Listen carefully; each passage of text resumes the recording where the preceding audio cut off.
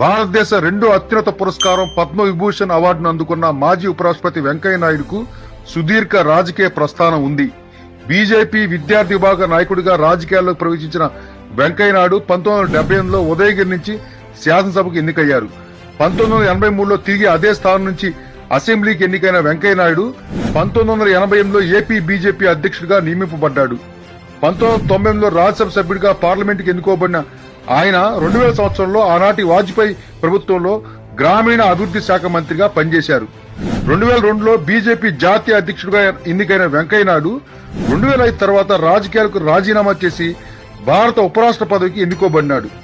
విభిన్న ప్రతిభావంతుడైన బహుముఖ ప్రజ్ఞాశాలి వెంకయ్య నాయుడు రాజకీయ ప్రస్థానం 45 ఏళ్ల పాటు సాగింది.